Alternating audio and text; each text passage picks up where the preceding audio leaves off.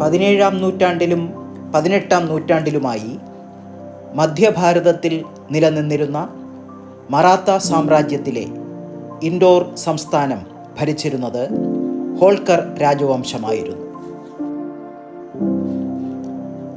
ആഭ്യന്തര സംഘർഷങ്ങൾ കാരണം മറാത്ത സാമ്രാജ്യം ദുർബലമാകാൻ തുടങ്ങിയപ്പോൾ ഹോൾക്കർമാർ ഇൻഡോറിനെ സ്വയംഭരണ പ്രദേശമായി പ്രഖ്യാപിച്ചു.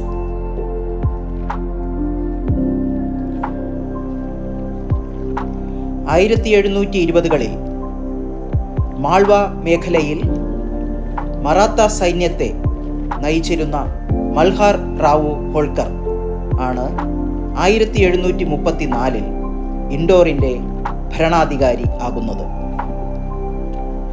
1747-ൽ തലസ്ഥാനമായ ഇൻഡോറിൽ അദ്ദേഹം നിർമ്മിച്ച കൊട്ടാരമാണ് രാജ്വാഡ പാലസ്.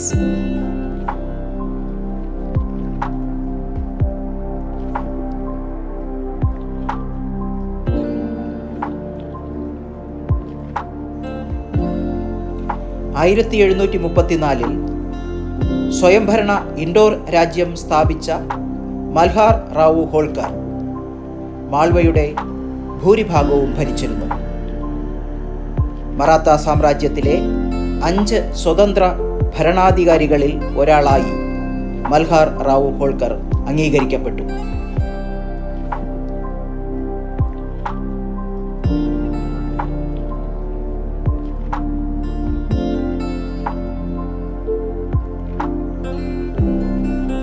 കിരീടാവകാശിയായ പുത്രൻ്റെ അകാല മരണത്തെ തുടർന്ന് ഒരു സാധാരണ കുടുംബത്തിൽ നിന്നുള്ള തൻ്റെ മരുമകളെ അദ്ദേഹം പിൻഗാമിയായി അവരോധിച്ചു.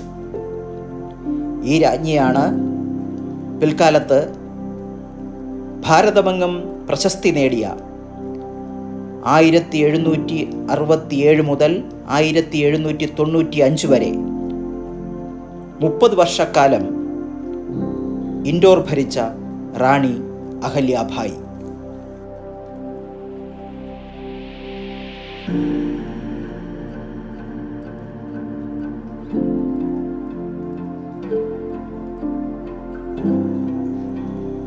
കിഴക്കൻ ഗുജറാത്തിലെ ദ്വാരക മുതൽ ഗംഗാതീരത്തെ വാരണാസിയിലെ കാശി വിശ്വനാഥ ക്ഷേത്രം വരെയുള്ള പുണ്യസ്ഥലങ്ങളിലെ ക്ഷേത്രങ്ങൾ പുനർനിർമ്മിച്ചത് റാണി അഹല്യാഭായി ഹോൾക്കർ ആയിരുന്നു.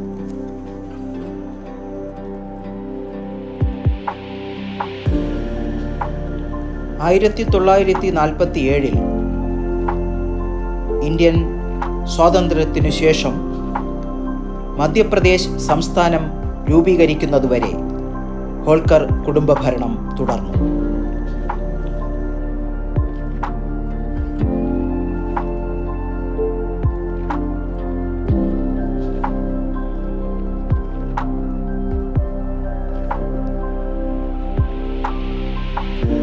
ഹോൾക്കർ കൊട്ടാരം എന്നും അറിയപ്പെടുന്ന ഇൻഡോറിലെ രാജ്വാഡ പാലസ് എന്ന ചരിത്ര സ്മാരകം അതുകൊണ്ട് തന്നെ ഏകദേശം 2 നൂറ്റാണ്ടുകൾക്ക് മുമ്പ് നിർമ്മിക്കപ്പെട്ടതാണ്.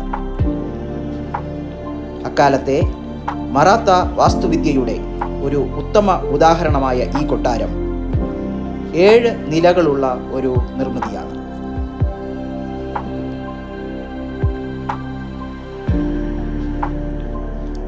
വലിപ്പവും പഴക്കവും കാരണം ഈ കൊട്ടാരം വിനോദസഞ്ചാരികളുടെയും ചരിത്രകാരന്മാരുടെയും ശ്രദ്ധ പിടിച്ചുപറ്റുന്നു.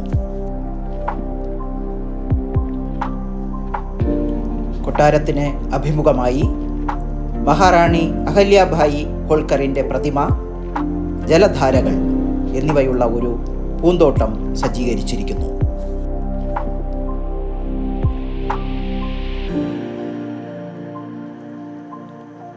ഇൻഡോർ നഗരമധ്യത്തെ ഖജൂരി ബസാറിലാണ് രാജ്വാഡ പാലസ് സ്ഥിതി ചെയ്യുന്നത്.